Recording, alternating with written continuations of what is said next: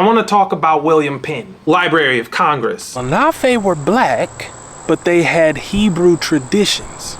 They reckon by moons. They thought certain indigenous Americans were worshiping the moon.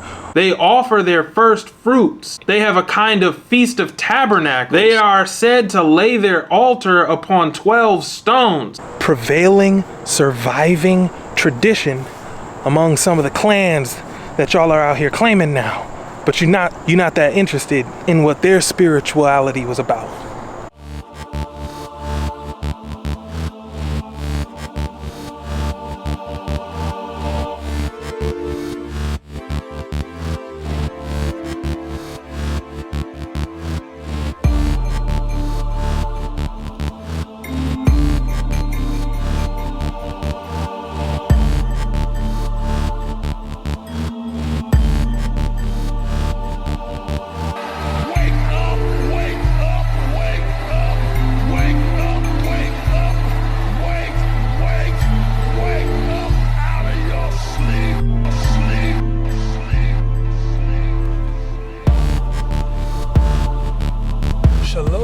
Yatzarel.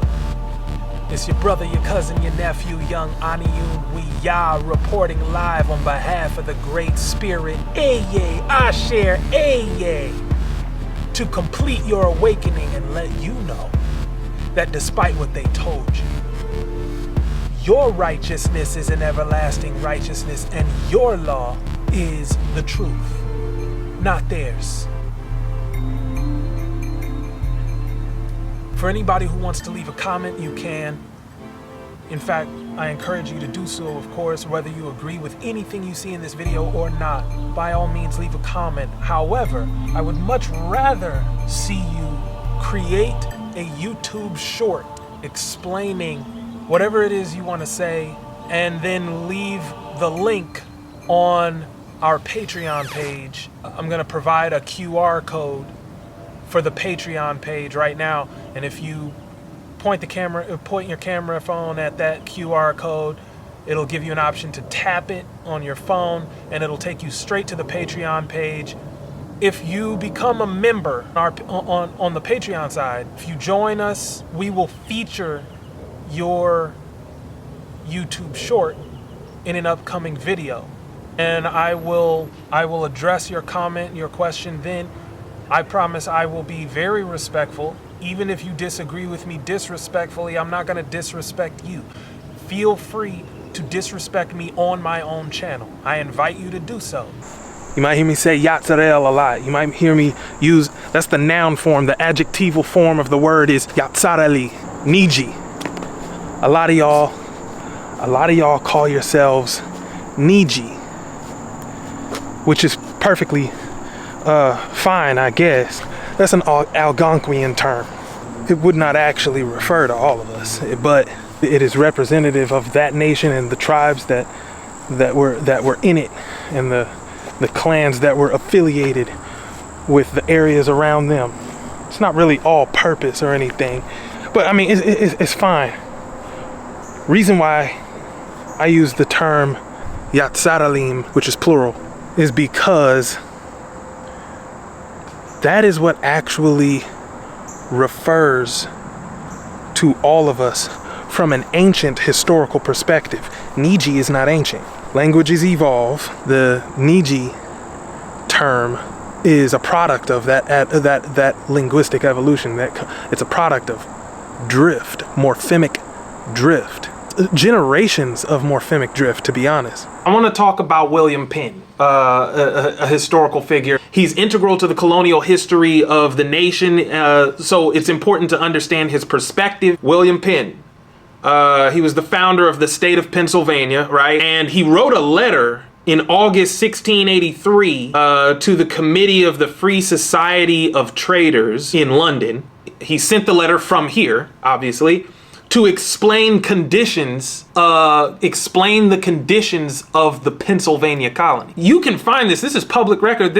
I know that the University of Michigan has a copy of this online. I've seen that. I'm not reading from there, but I know that they have a copy of this. You can also access this very easily from the Library of Congress, and I'll share that down in the description box. William Penn. Understand, he was a prolific author, so he's actually part of the annals of classic American literature. He was a Quaker, which is going to become relevant in a little while because there is a counter argument I'm going to have to present in a minute. He was not just the founder of the state of Pennsylvania, he was the governor of the province of Pennsylvania. Province meaning he was the governor of the colony. We're talking 1683 when this letter was written. I rarely hear anybody mention what tribe he's talking about. He's talking about the Lenape tribe or Lenape tribe.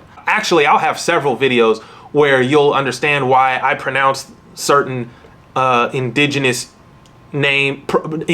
proper nouns a little differently. You've heard them referred to as the Delaware tribe sometimes. If you read a lot of academic studies, academics like to call them the Delaware tribe. And he describes them as swarthy. And he said he believed them to be Hebrews. And he basically in this letter goes on to explain in considerable detail why he thinks the tribe he's getting to know on a personal level, he's getting to know the people of this tribe on a personal level, spending time with them and making observations and deciding, that's his claim. That's his claim. That based on those intimate observations he's able to make, they must be the lost tribes of Israel. The first paragraph on the 5th page reads, "The natives," this is William Penn speaking, obviously. This is his letter. "The natives I shall consider in their persons, language, manners, religion, and government, with my sense of their original. For their persons, they are generally tall, straight, well-built, and of singular proportion. They tread strong and clever, and mostly walk with a lofty chin. Of complexion, black, but by design, as the gypsies in England." Black is pretty irrefutable. So the first thing to note here is whether the Aborigines were Hebrew or not, they were black. But that's not the most serious thing about them. The Lenape were black, but they had Hebrew traditions. These are very specific traditions. We can't be mixing them up with nobody. Everybody wasn't doing what the Hebrews did. That's some very specific stuff. Specific and weird. Even among other ancient indigenous peoples of other lands all around the world, the Yatzaralim would have been peculiar. Do you realize that? These were a peculiar people. The Lenape, oddly, had the same peculiarities as the ancient Yatzaralim. You claim to know who your ancestors are, and you claim to even know what tribe you come from. You know your band, you know your clan. So why is it that you do not even bother to investigate the spirituality of your ancestors? I see a lot of people talking all over the internet, my people, Negroes, claiming to be indigenous to this land and knowing exactly what tribe they come from. But they're not as proud to discuss the spiritual beliefs of those ancestors. Why? You're quick to tell Christians that their faith is problematic, and I understand. But it's hypocritical of you to do so when you don't even take the time to investigate your own ancestors' spiritual beliefs. Do you believe that your ancestors were idiots? Do you feel like their beliefs don't matter? You bought in to the Christian faith at one point. Now you're pushing back. But you're not embracing the beliefs of your ancestors. Why not? If you investigated the spiritual beliefs of your ancestors, you would find some things you probably aren't looking for. You would find the missing piece that makes you whole. The word Negro is a mask. That is the only identity you have that you can cling to because spiritually you still have nothing. Even upon learning who you are, you still have nothing. You still have nothing. He said they grease themselves with bear's fat, clarified. We've heard this before. And using no defense against sun or weather. Their skins must needs be swarthy. Why? He's saying they have to have this dark skin because they don't try to protect themselves from the elements. Their eye is little and black, not unlike a straight-looked Jew. This is an interesting comment he's making for a variety of reasons, because it doesn't inherently mean that the Jew he's referring to looks like these indigenous people in any way other than how their eyes look. On the other hand, let's remember, going out of his way to make a connection between, this is his argument. His argument is meant to connect these people he has found with the Jews that he knows.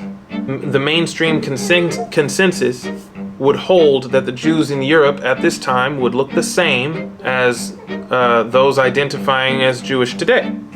Same people. And of course, they do not look like what's been described so far. So therein lies a discrepancy, and then if you continue, there's a little bit more of a discrepancy.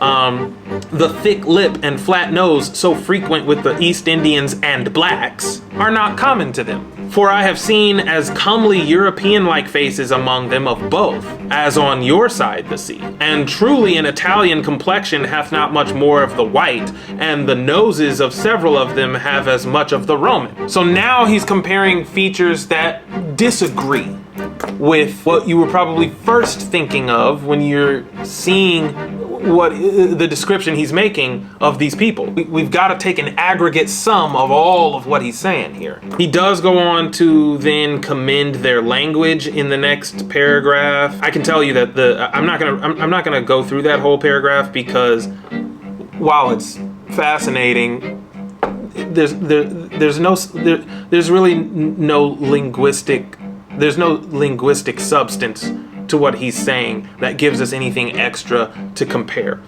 I'm going to jump down here to page 7. I want us to look at this because what's said next is pretty crazy on page 7 here. He says, this is a quote, "I am ready to believe them of the Jewish race." If you believe that Hayahudim are they who were brought here, and that therefore that must be you, and so therefore you claim that tribe, Yahudah, you're in for a rude awakening, the lost tribes. You need to do your genealogy. There's no getting around it. You just need to do it.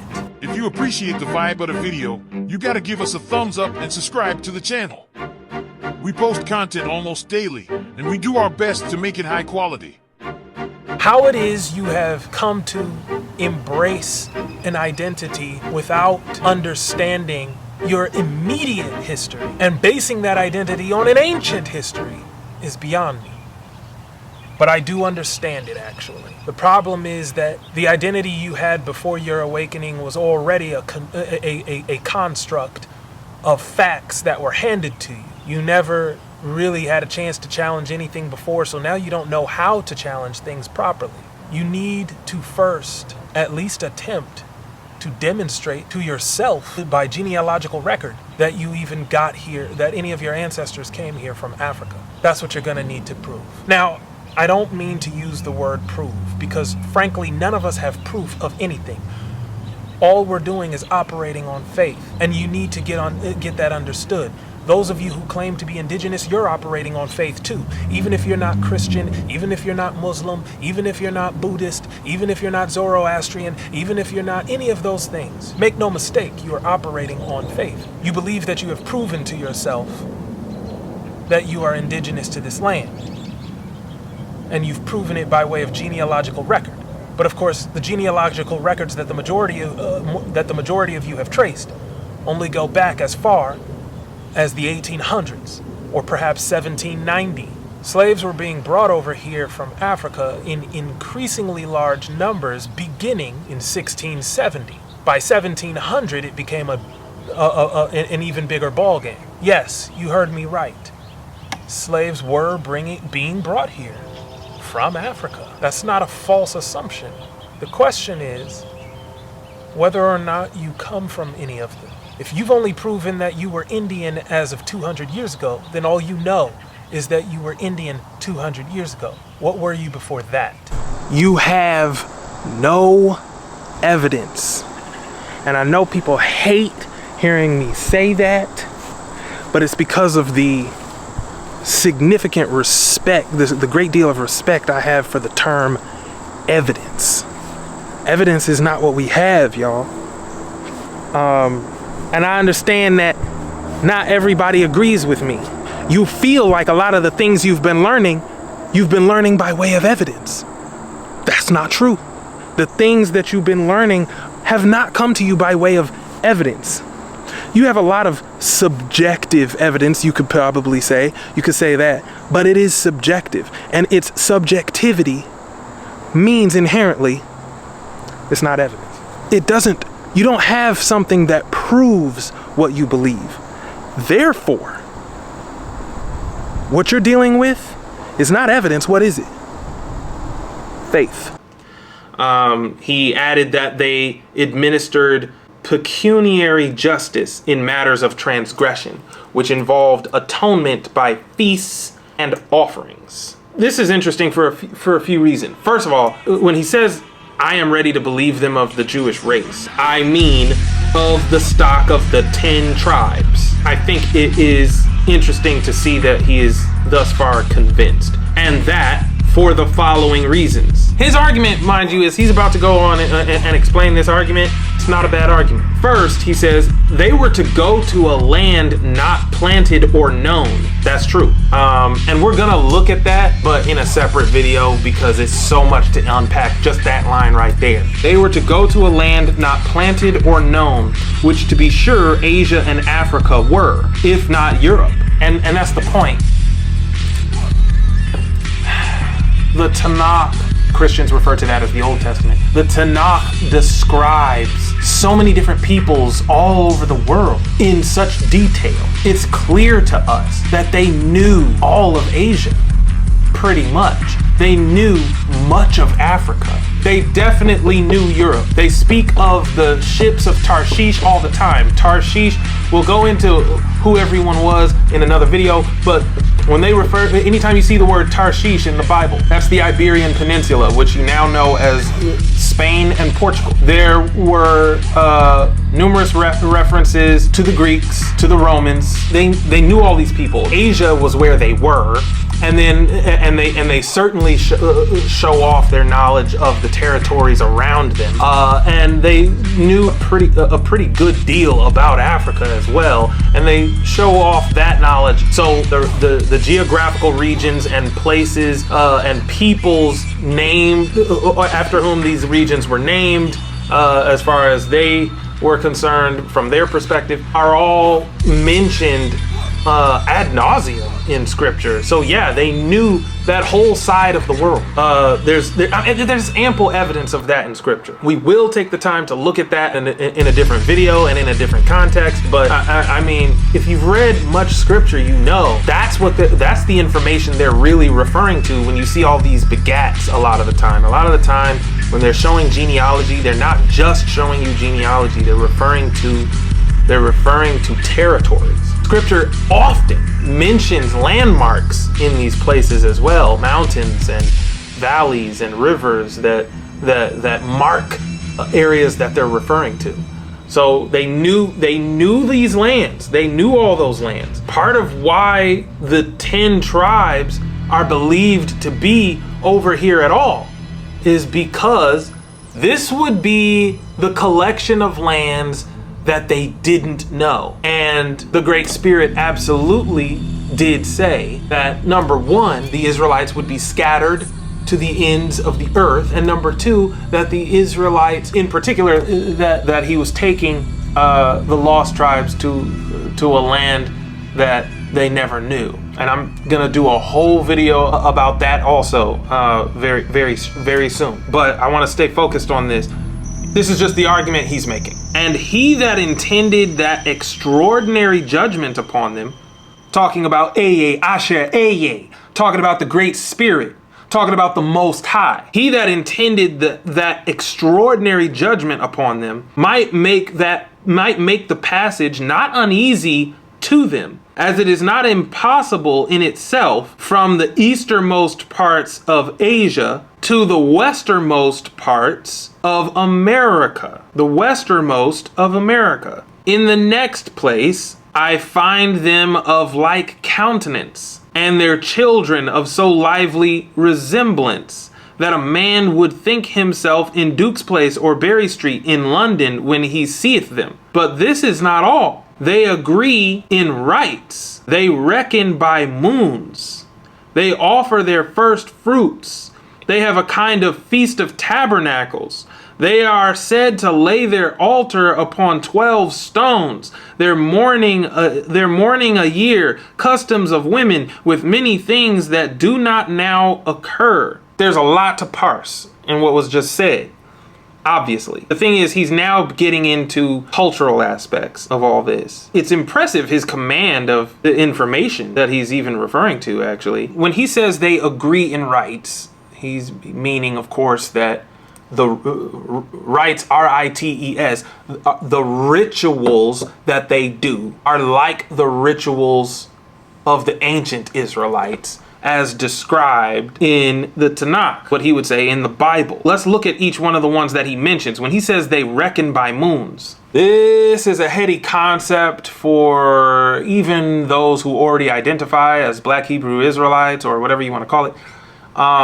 The ancient Israelites operated to a debatable degree by a lunar or lunisolar calendar. I'm doing a whole separate video to break down why I say lunar or lunisolar. They marked their months very much the way that William Penn is suggesting, by the lunar cycles. The moon dictated when they would have their feast days, their holy days, and in some cases, Sabbaths, which were a prevailing, surviving tradition among some of the clans that y'all are out here claiming now. But you're not that interested in what their spirituality was about. You don't care about that. The moon, there's all kinds of residual signs of that. Some of it is easier to demonstrate than others, depending on the tribe you're talking about. But they had lunar traditions. They had lunar traditions. They marked their months by the phases of the moon. They marked holy days by the phases of the moon. The moon determined their holy days, even their Sabbaths. In the case of the Lenafe and in the case of the Wa'ashani, they had Sabbaths based on when the new moon came. Aborigines were moon people, so much so that in some cases you will find what seems like evidence, witness testimony to the idea that some of these clans worshipped the moon. Our day was dark and our night was day. For us, the beginning of the day was evening. Night comes first for us. Why? Because the Great Spirit always said so. The Christians just didn't realize it. The Christians, they never fully understood it. Those who refer to themselves as Israeli, they kind of understand it. It's the fact that the Great Spirit always said the evening and the morning were the first day. The evening and the morning were the second day. The evening and the morning were the third day. Why? Because the moon comes first, not the sun. They thought certain indigenous Americans were worshiping the moon. We weren't worshiping it. We were observing it. It was our sign. A sign of months. A sign of holidays, holy days, a sign of feast days.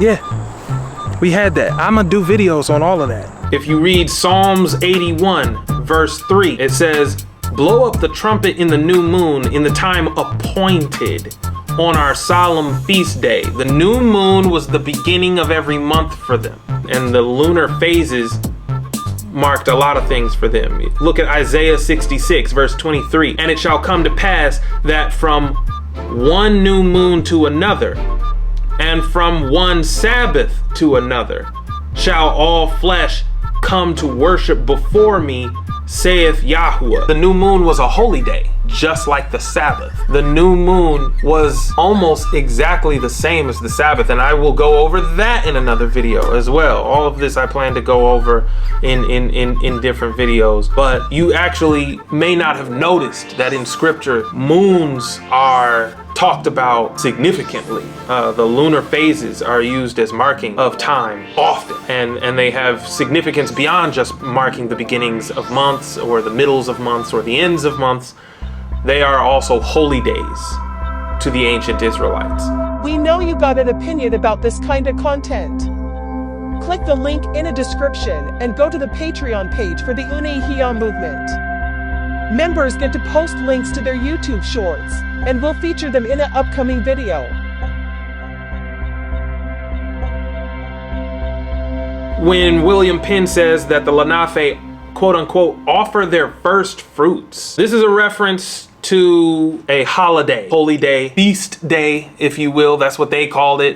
Feast day is the origin of the term festival. Feasts had holy significance to not just the Israelites, but many, many, many different cultures. Just to kind of give an example of what specific holiday, Israelite holiday he's referring to here. Exodus 23 verses 14 to 19. 3 times thou shalt keep a feast unto me in the year. This is the Most High speaking and giving instruction. 3 times thou shalt keep a feast unto me in the year. Thou shalt keep the feast of unleavened bread. Thou shalt eat unleavened bread 7 days, as I commanded thee, in the time appointed of the month Abib, for in it thou camest out from Mitzrayim, which is Kemet, and none shall appear before me empty. And the feast of harvest, the first fruits of thy labors, which thou hast sown in the field, and the feast of ingathering, which is in the end of the year, when thou hast gathered in thy labors out of the field. 3 times in the year all thy males shall appear before Adonai Yahuwah. Thou shalt not offer the blood of my sacrifice with leavened bread, neither shall the fat of my sacrifice remain until the morning. The first of the first fruits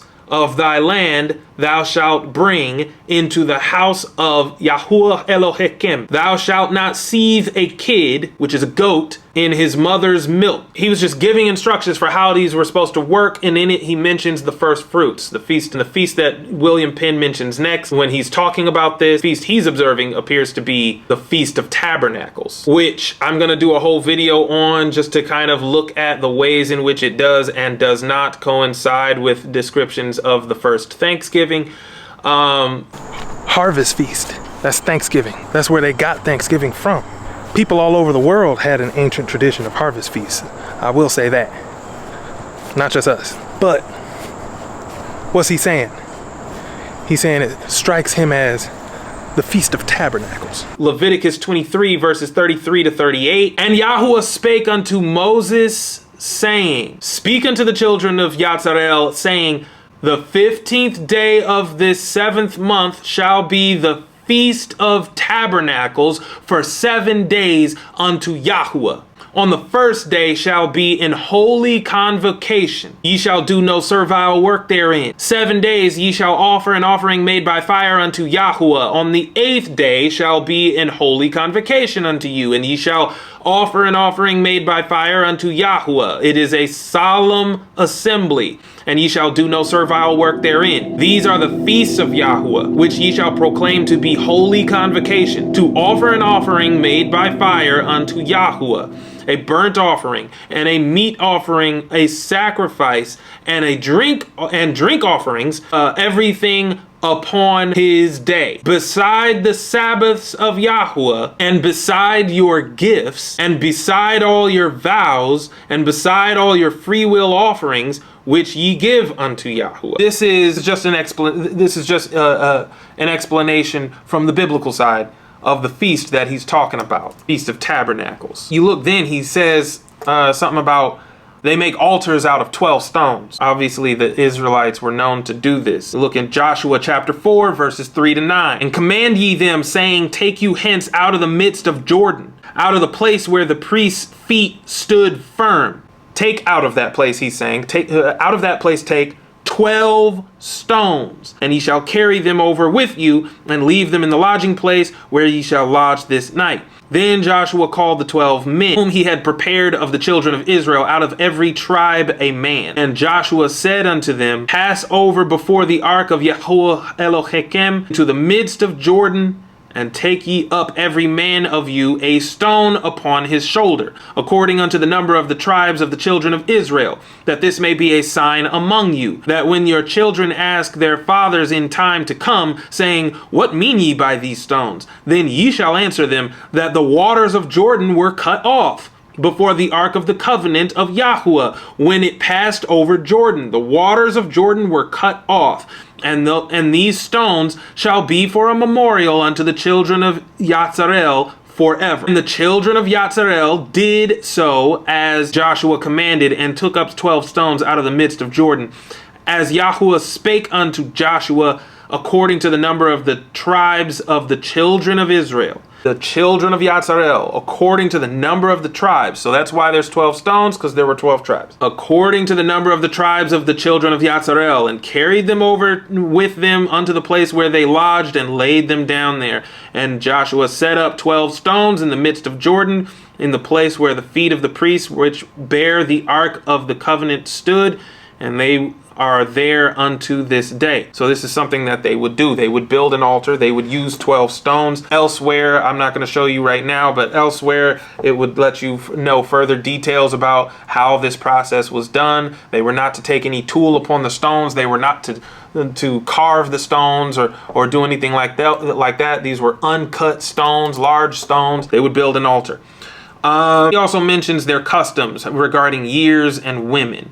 When he's talking about years, he says, he uses a phrase, the mourning of a year. Mourning as in sadness, right? When you mourn a loved one. That's the word being used here, but in a different sense. Not for the mourning of the passing away of a loved one, but the hallowed remembrance being to dedicate a year and set it aside and take the time to have kind of like a moment of silence, but for a year. What he's referring to here is actually the sabbatical year. There's a such thing as sabbatical years for the ancient Israelites. If you look at Exodus chapter 23 verses 10 to 12, and 6 years thou shalt sow thy land, and shalt gather in the fruits thereof. But the 7th year thou shalt let it rest and lie still, that the poor of thy people may eat, and what they leave the beasts of the field shall eat. In like manner thou shalt deal with thy vineyard and with thy oliveyard. 6 days shalt thou do thy work, and on the 7th day thou shalt rest, that thine ox and thine ass may rest, and the son of thy handmaid and the stranger may be refreshed. You've got a Sabbath on a pseudo-weekly basis. I'll explain why I say pseudo-weekly in a separate video, but you've got a Sabbath day. Then you've also got a Sabbath year. 6 years you till the soil and sow the land. In the 7th year, you do not sow anything because you're trying to let the land have its Sabbath as well. The Most High had laws for how you treat the land. It was very important to treat the land the way the Most High had ordained for you to treat it. They had an intimate relationship with the land on which they lived.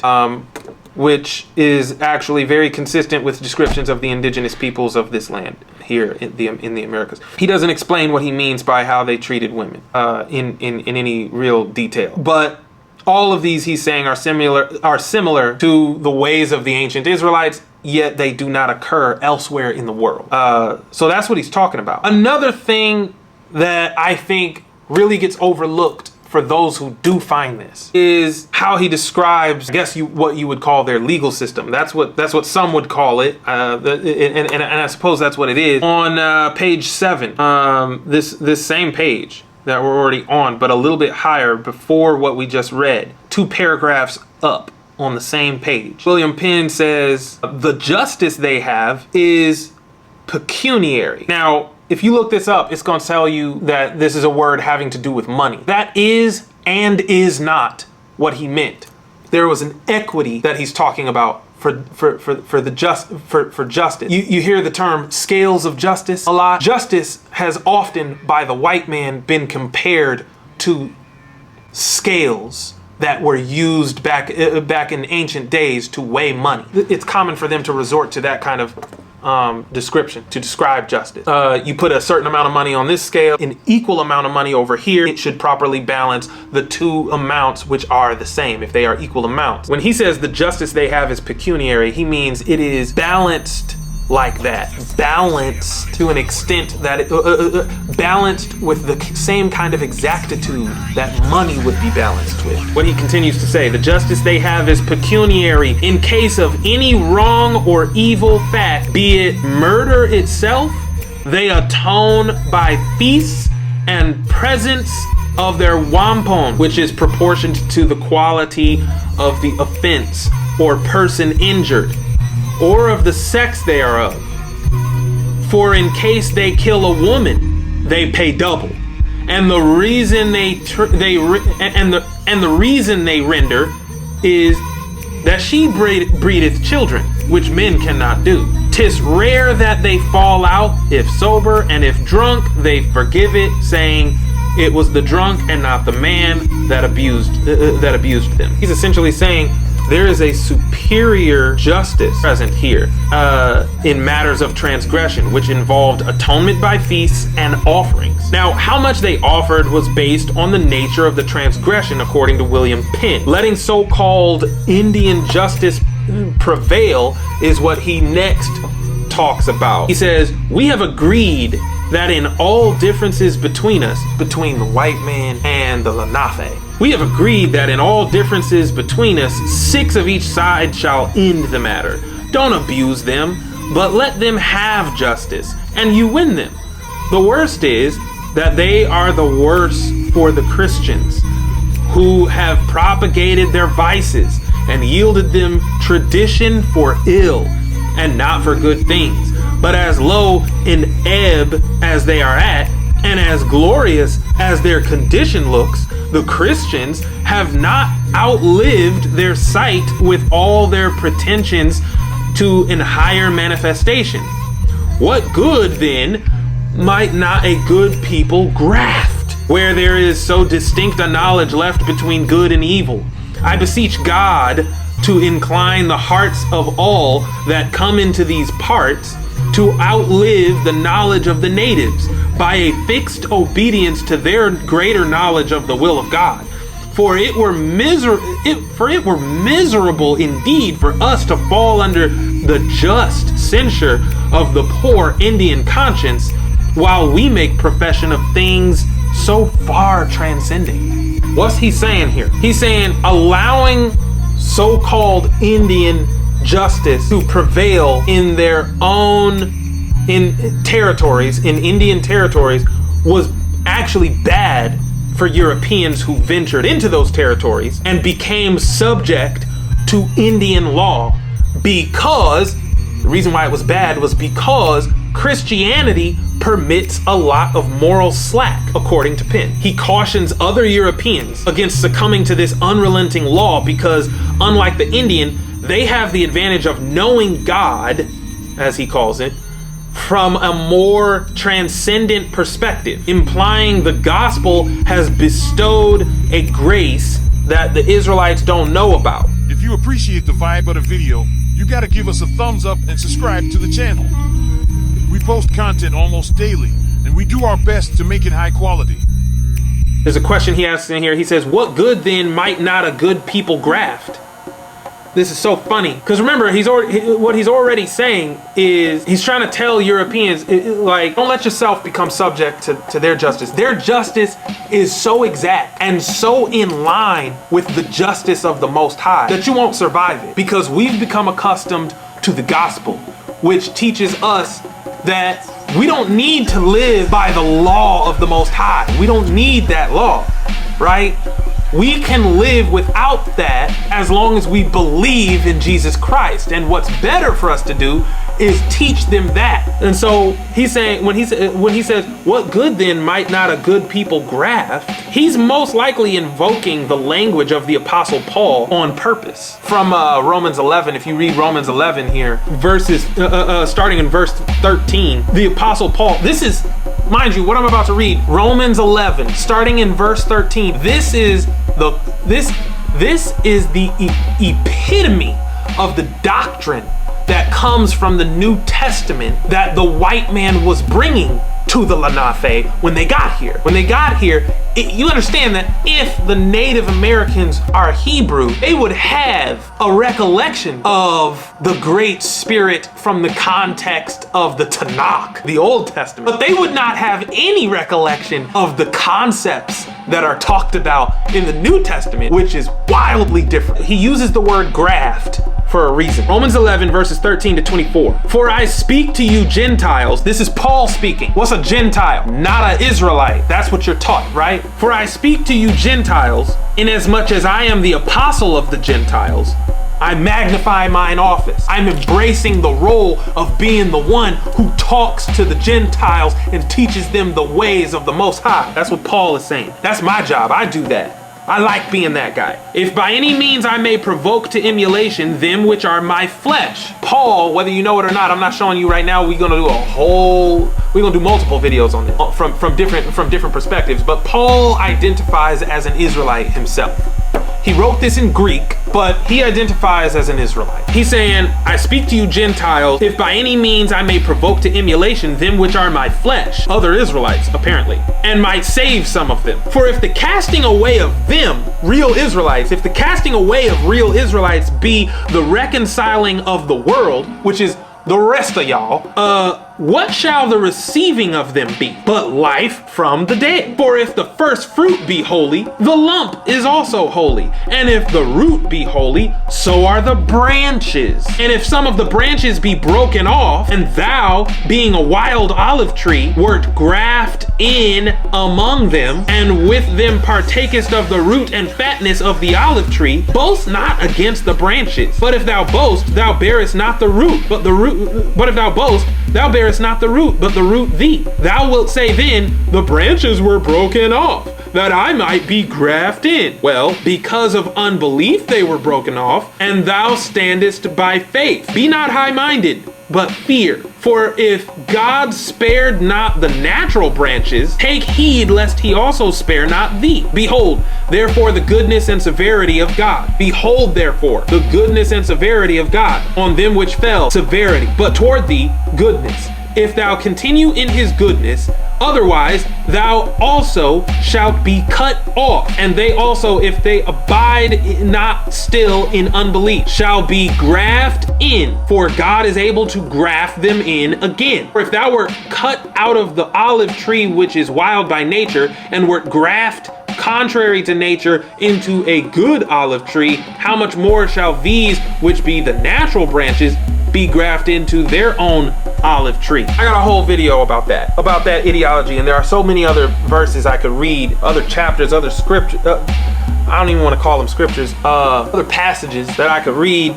I just want to, it's a loaded text, and I got a whole video coming up on the colonialist implications of that passage I just read. Nevertheless, William Penn was invoking that passage. Penn appears to be saying that Indians can only benefit from the ingrafting of Christians. Because we have to understand, that's what Paul's talking about. In the Tanakh, in the Old Testament, there was already a metaphor that Isaiah and other prophets used often, because the Most High spoke it to them. And it was a metaphor, it was just figure of speech. He would commonly refer to Yatzarel, the nations of Yatzarel, as collectively an olive tree. And he would refer to the lost tribes as branches that were broken off, that were burned off, actually. And so the Apostle Paul comes along hundreds of years later with this New Testament that he's a part of, that his writings are a part of. The New Testament comes hundreds of years later and makes assertions that deal with that. Paul explains that you who are not Israelites, all you, the rest of the world, he's predominantly speaking to Romans here, Greeks and Romans, white folk. Y'all can now be grafted in. That's what the point was of Christ's sacrifice. You're now able to be grafted onto the olive tree. This is something that in horticulture is done, right? You can, in fact, and people often do, cut branches off of one tree and graft them onto a different tree. Perfectly doable. And they used to do that back then all the time. You know, it's an ancient practice, actually. Yeah, that dates back to ancient horticulture and viticulture. You could do it with vines. You could do it with all types of different plants. It's a metaphor, and it's meant to say, you who are not Israelites by blood can become Israelites by faith. This is a rudimentary concept for the New Testament. And I'm not knocking anybody who believes in the New Testament. I want you here to take part in this conversation. I'm challenging everything, obviously, as much as I can. The New Testament, however, has some colonialist overtones from our perspective. It's not even necessarily the case that that was its point. An argument could be made that it was, but I mean, it's a stretch. It's just that we do see it in action here, where William Penn is using Christianity as justification for evangelism, which is done all the time, but he's not doing it in the way that we typically think of, which is this notion that, oh, the world must be made to know of Jesus, because as soon as everyone in the world knows of Jesus, that's when Jesus will come back, because everyone will have had an opportunity to decide whether or not to believe in him, and he will then return.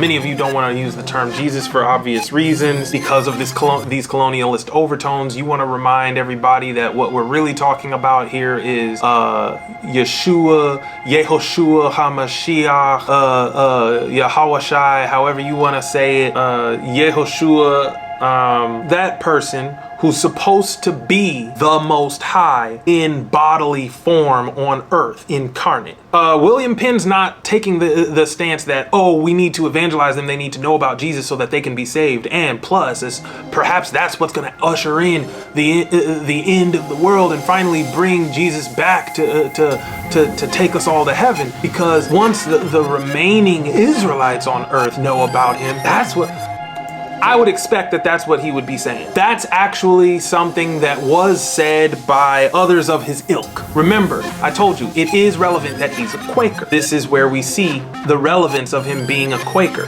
This conversation is had a lot of the time without even considering this, the fact that this was a perspective widely held at the time. You know, there was a debate amongst Quakers and amongst Puritans and amongst all of these Euro-Christian settlers about whether or not the Native Americans could be the lost tribes of Yatzarel. That was a profound and prolific debate.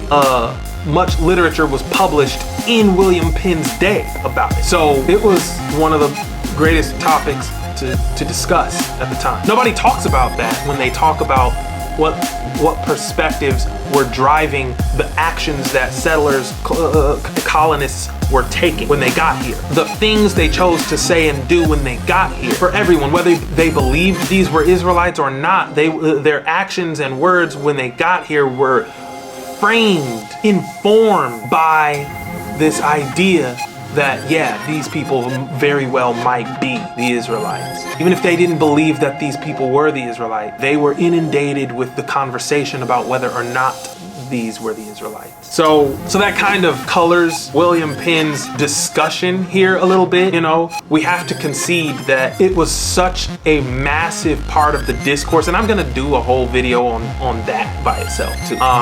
So many things. Don't worry, I'm not gonna forget to do all these videos I keep saying I'm gonna do. They're already all mapped out. It's just a matter of uploading them. It is important for us to concede on the opposite end of this argument. On one hand, yes, it seems like William Penn is just making these observations out of because he's making these first-hand observations of the natives and thinking, wow, they must be the Israelites.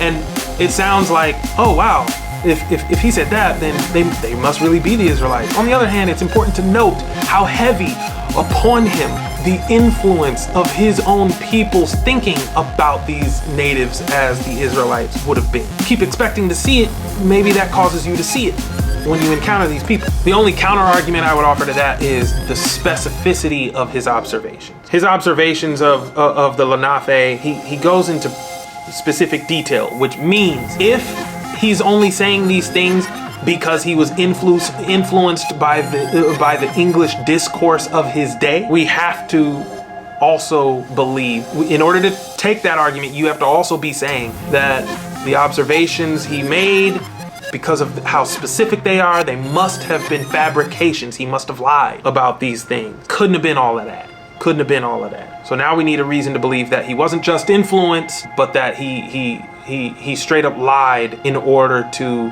buttress the claim that they were. Anyway, he does appear to be saying that Indians can only benefit from they have nothing to lose and everything to gain from the ingrafting of Christians. The ingrafting is an important term in New Testament theology. You have to understand, all of you are saved by grace through faith in Jesus Christ, who died on the cross to save you from your sins. Yehoshua HaMashiach, who was allegedly lynched for your sins, lynched by the white man, allowed by the Most High to be lynched by the white man, so that a sacrifice could be fulfilled on your behalf. An eternal sacrifice that would end the practice of sacrifices and be the end all be all for atonement for everybody. That's what the New Testament claims. And it goes further to say that this applies not just to Israelites, but to the whole world. For all have sinned and fallen short of the glory of God and all of that. And so all of you are in need of salvation. This is how you get it. You are saved because you are, according to the Apostle Paul, engrafted into the family of Israel. You become honorary Israelites. You are branches from a wild olive tree that are grafted into the root, the trunk of the domesticated olive tree of that the Most High ordained. You join the ordained because space has been made by the branches that were broken off, that were burned off, which was the lost tribes. They were cut off. So now we've got you. We've got space for you. You, the Merovingian, the Frenchman. You, the German, the Englishman, the Dutchman. Right? So that's the whole. That's how Christianity works, and that's not debatable. That's exactly how it works. That's the only way it works. He's appealing to European Christians to quote unquote outlive the law, because the gospel transcends it all. You don't need the law, because Jesus died for you. So I mean, you know. He is also said to have observed that they, agree in all these customs after that. So he that's when he goes into that. But he's making a very salient point about the law, the Torah. It belongs to them and they still have it, and that's cool, but leave them be and just kind of from afar befriend them insofar as you can get them to know the gospel. If the first governor of Pennsylvania is to be believed, Native Americans had Hebrew practices over here. The indigenous peoples of this land, therefore, would very likely be the lost tribes of Yatzarel. And I think what I need from all of you is to kind of just, let's look at all of this as objectively as possible and just go through the information. Some of y'all have some further insights on this to share. Please do so in the comments, because of course, no matter what the answer is, I guarantee you it ain't that simple. It never is. But this is intriguing. I think you would have to at least admit that this is intriguing information. It does hint at some things for us. We might wanna take a closer look at, and in fact, on this channel, we will take many closer looks at this notion that actually to be the indigenous peoples of America and to be the Yatsaralim of ancient legend are actually one and the same. That those are really to say the same things. That would mean that many of the people who look like me have been debating about all this in vain. Because many of you have been debating without considering the possibility that you were both right. And actually, that is a characteristic that's probably the most Israelite characteristic about y'all. I'ma cut transmission right here, but I'll be right back.